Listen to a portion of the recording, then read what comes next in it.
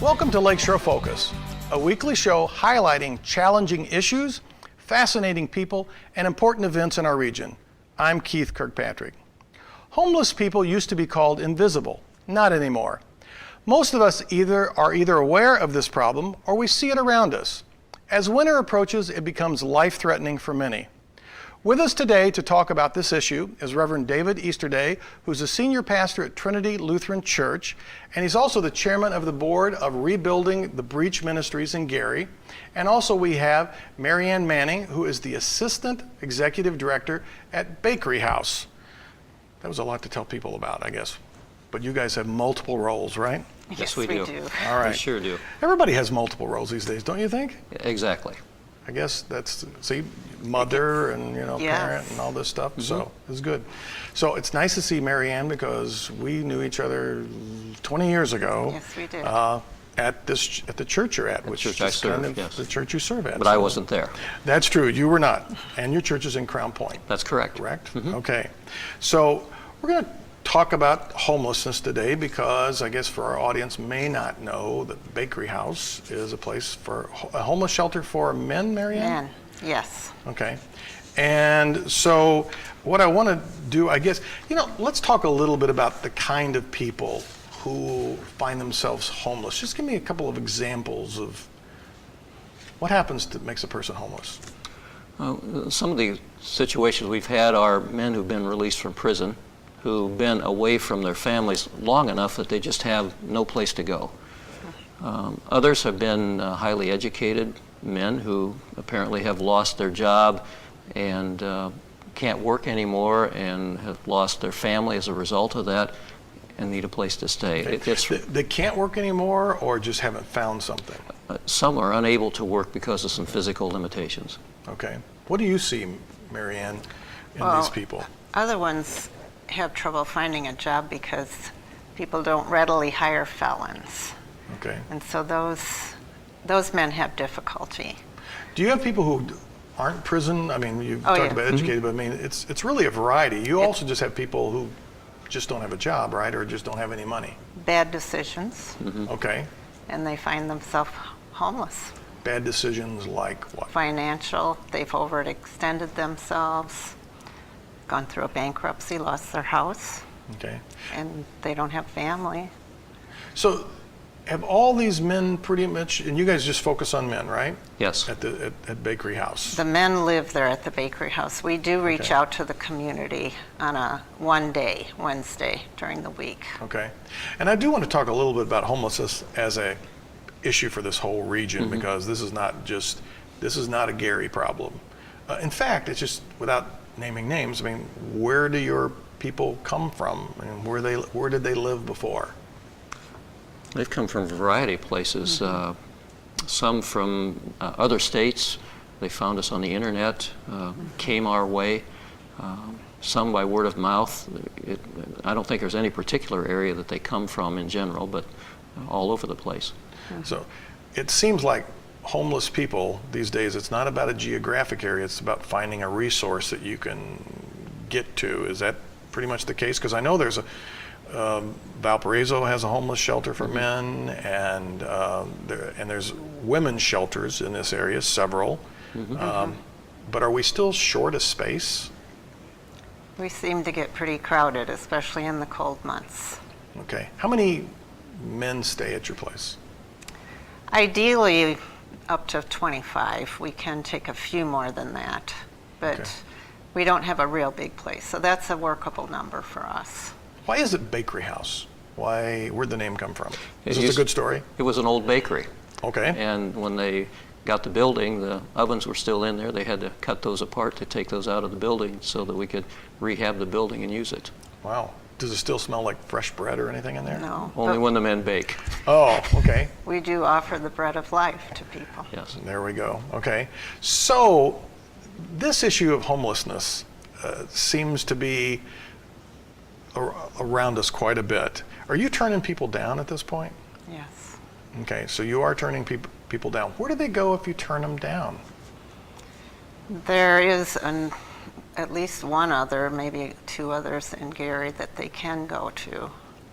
But some live in abandoned houses. Okay, so some people are still just struggling along. And I know there's kind of, I've talked about this homelessness issue before, but there's kind of the people who are chronically homeless. I mean, and I want to talk about those in a minute, but there's people who are just kind of in and out of this. It just depends on circumstances. And there's even maybe a higher level, which is just, it happens at this point in their life, and they're probably going to be able to get out of it and kind of fix themselves. Does that sound like a fairly decent description of is that 3 groups? It sounds like a fair description. We have some men who come who want to work. They don't have the skill set. Many of them don't have high school diplomas, and so they can't get a job, and so we have to work toward helping that. Others are able to get jobs and can't keep those jobs for various reasons. Do you guys require, Mary Ann, do you require, drug testing, or do they have to sign a commitment to not drink, or? Oh, yes. They aren't allowed to drink or smoke in our building.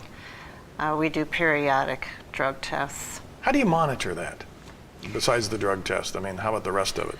Well, we have some men who have been there for a while, and they work themselves up to a manager level, and they can tell. They know each other better than I can tell. So what happens if a guy comes in and it's obvious he's been drinking? What happens? You mean someone who's staying there? Correct. Yeah, they're disciplined. He's put out for 3 days a week, depending on if it's a second offense or whatever. So you guys are mean. No. Well, we're firm. Okay. It's for their best interest. Discipline is good. Yes. Okay. Do you have much of that problem? Some. Okay. A little. I was talking to just last night to a guy who works with a shelter over in Porter County, and he was saying that they were actually down to only normally they have about 25 to 30, and they're down to about 11 or 12. And his feeling was that there's more jobs available right now, so a lot of the guys that have been there have been able to get jobs easier. Are you seeing that, or is there more jobs available for them? We have more of our men who are employed now. Yes. That's one of the goals, is that they would be able to get jobs and establish themselves in the community, and a larger number now are working than in the past. It's still a big step to get back into society, to get an apartment and be able to maintain that, have a vehicle to get Why back. is that so tough? Things are expensive. Okay. And they can pretty much get minimal wage, most of them. And they, many times, they've not had a good background to even know how to do things like run their own home and take care of things and pay bills and those sorts of things. So that's part of the education process. We've seen men who've gone out and they've had to come back to the house because they couldn't make it on their own yet. They needed a little bit more time to develop and mature in what they needed to know to be able to go out into the world. Do most of these men, where are their families? Are their families gone out of their life at this point? We see a lot of them reconciled with their families while they're living with us. That's a good thing. Yes, it is. It's especially men with their children. That's very important. Do you ever have a man show up with a couple of kids? No, Don't think I we've can't ever. say that Don't think but we've had that. There is a man living there right now, and that's happened before, that has children. The mother of the children will drop the kids off, and he'll take care of them for half a day or something. when That's a they're good here. thing. Yeah, they're But his kids. We're really not set up to have children in the building. It's just for the men. Right. So children being homeless is a pretty big issue, though, isn't it, from what you see?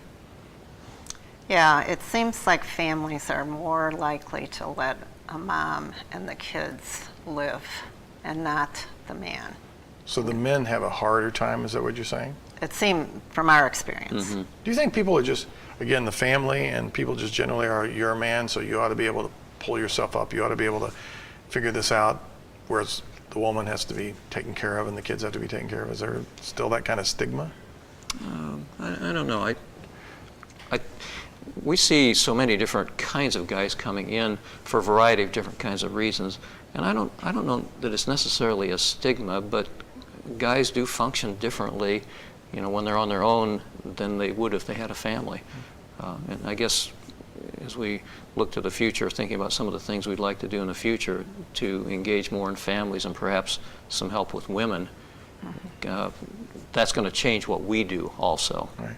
So besides being the president of the board, what role do you find yourself in, David, at Bakery House? I jokingly say I'm a recovering engineer. Okay. Worked in engineering, and I'm an administrator, and have helped us as a board kind of get our program more firmly established and clarified. We started with nothing when we began other than a dream. And we've added ministry programs with the help of folks like Mary Ann and others, and we're grateful for that. But we needed to get more structure as we got more men in the building, and that was part of the learning curve that we had. What is your day-to-day role? I'm on the phone a lot, Okay. connecting people. This ministry is a blessing for more than just those men. Many people give items, money, clothing, because we give clothing out on Wednesdays to the community. We have people who volunteer. I coordinate that. I'm mom to a lot of the men. Okay. I journal with them on a regular basis. They know that I care about them, and I genuinely do. And how important is it for them to feel like somebody cares? Oh, that is healing, to feel loved. Some of them have not experienced unconditional love before in their lives. And we have a group of lady volunteers that they are like mothers to them. And the guys they go crazy for that, to receive a hug, for someone to be happy about what they've accomplished. But some of them, if they've not had that before, some of them must have a tough time accepting that. Some do. So Some are very if standoffish. I'm one of these guys living there and I've not had that, I am not sure I want you hugging me. I'm not sure I even trust you telling me you like me, or how do you deal with that? There's only a couple. You respect their space and just keep reaching out. Just accept them where they are. Keep loving them. Just gradually win them over. Do you interact much with the men at the house? Yeah, some. Okay. At the beginning of each of our board meetings, we have one or two of the men come and tell us their story, so we know as a board what we need to do to help them, and we pray with them, we hug them, and they're people, just like anybody else. They just had difficulties in their life, and that's what I really enjoy about this, is we can love them, and they can love us, because they're just like we are. Now, there used to be this old stereotype of, the homeless shelters where people would have to come in and they'd have to sit and listen to the sermon and, read the Bible and do all these things in order to stay there. Do you still do those kind of things? Yes, we do. You make it sound like drudgery, but that is what heals, Okay. is the Word of God. So that's part of what you do. That is then? part of what Okay. you do. So that is, have other places got away from doing that, from what you've seen? If they're getting government funding, yes. Okay, so you guys get no government funding. That's correct. Right. Keith, one of the things I think that's important too is the men don't just sit and listen. They actually are engaged in helping lead some of the Bible studies too. So they grow in their faith, but they also learn some leadership skills and teaching skills in the process. So it's more of a conversation then, Yes. kind of thing. It's Yes. not, I guess the old stereotype is somebody stands up and preaches to Right. you, right? And you have to sit there and listen Right. before you can get your meal. And the men's comments, they will tell us they really appreciate. At first it may have been forced upon them, but once they get started, many of them have never read the Bible. They've never done Bible study. And for them, it's an eye-opener, and it's a great blessing for them. Now, why do some churches and religious organizations involve themselves in this kind of thing, and other congregations just don't? I mean, they just don't do any work like this. Why is your church doing this? and others not. We have a connection with Gary, first of all, because a number of our folks over the years have migrated south into Crown Point, and they still have a heart for the city. I have a heart for the city because when I was in Fort Wayne, I was doing somewhat like the ministry, somewhat like that with those who were less fortunate. Our congregation tends to be an outreach-focused congregation. Congregations that are struggling may be more inward-focused, but we are healthy and we are reaching out. So sometimes people look at you and just say, oh, you guys are just do-gooders, you know, and like, you know, you got everything in your life, so you're fine. You're just doing this so you can feel good about it. Well, I mean, there is some truth to that. A person has to evaluate when they're serving, what is their motivation. But as you work with these guys, you can't help but love them. And each of us who come there, we come with our own problems too, and we sometimes share that so that the guys don't look at us like that, because sometimes they can think that, well, you have it all together, you know, you've got money, but each person has their own. We all need God. So tell me a success story without naming a name and so forth. Tell me a success story. Yeah, well, we have one fellow there now. He is our manager, and he actually has been in and out of the bakery house a couple times, but this last time it stuck. He's doing a wonderful job at managing there. He has an outside job as well. So what kind of outside job does he do? He does housekeeping at a hotel. Okay, all right. And he says that we saw things in him that he didn't know he had. So that's part of what we do, is encourage them that they can do this. And he has seen that he can. And he's a very kind and humble man. Have you seen a success story that's come before the board? Or We've seen that. What I wanted to mention, Keith, was that if you have a compassion for people, when you hear the stories that the men tell about their lives, and then you see the opportunity that we have to impact their lives in a very positive way, it can't help but make you desire to do that. Not to be a do-gooder, but just because you care about people. Yeah. how does it feel when you see someone fail, when you see that they're just not making it, that they do come in, they've been drinking, they're not following up, all those things? How do you feel about that? It hurts. Why does it hurt you? Because I love those people. That's I can think of one guy in particular, and he just was having trouble stopping drinking. And he'd come from a good background. He had a job, a real nice job, and a home, but for whatever reason he found himself homeless and kind of beat himself up. But we kept having hope in him, but we did have to finally put him out.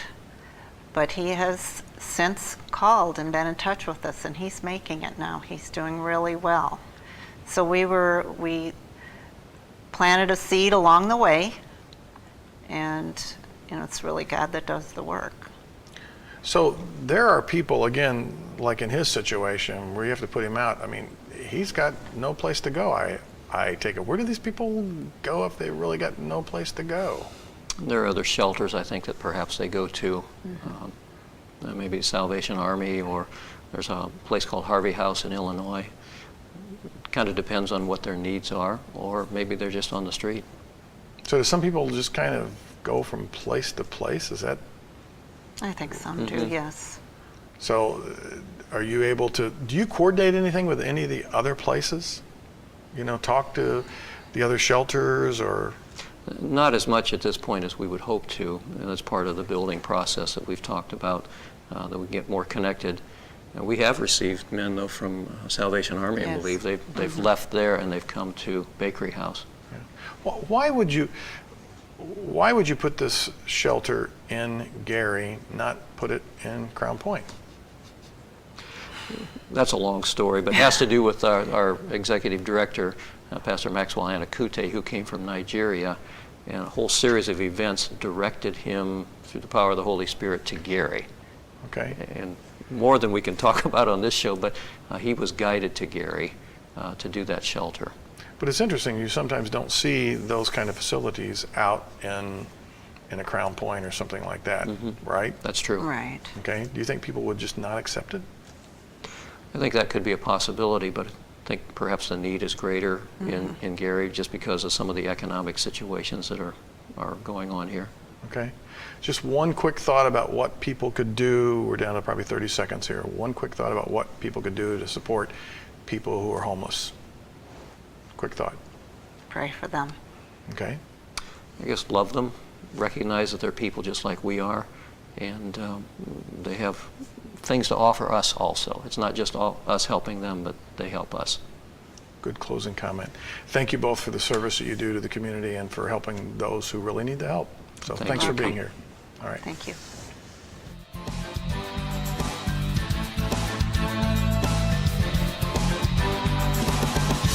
When we talk about basic human needs, we talk about food, clothing, and shelter.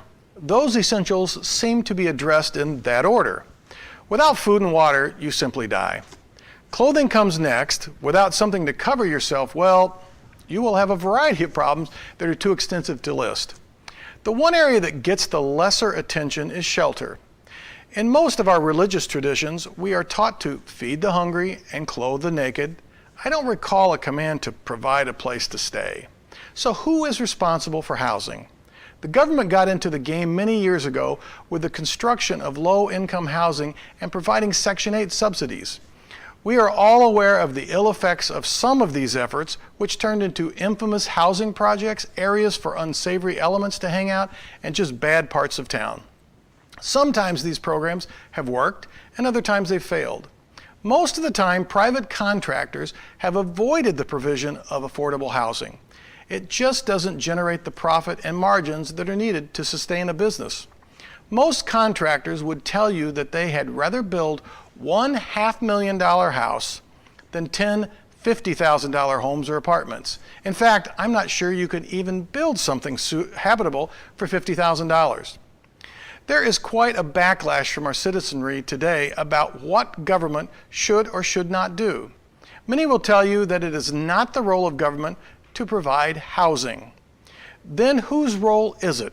For the past 30 or 40 years, we have seen faith-based and community organizations getting into the housing game. The most notable is Habitat for Humanity, who builds homes for people who are struggling to find the needed resources to buy a place. Other groups have created opportunities for people to rent or stay temporarily. Some communities have these resources and others do not. In the do not communities, people continue to live in substandard housing or go without, meaning they have to find some place to stay, no matter what it may be or how temporary it is. We obviously need to have a public dialogue about this issue, a meaningful conversation with real solutions. Everyone needs a place to stay. Even the Rolling Stones figured this one out when they wrote a song whose message was, "Give me shelter." Thanks for watching Lakeshore Focus. Did we make you think about those who struggle with homelessness? We would like to hear your thoughts or comments, so email us at focus@lakeshorepublicmedia.org or reach us through our website, which is listed on your screen. Join us next week for another Lakeshore Focus. I'm Keith Kirkpatrick saying, make a positive difference in our world today.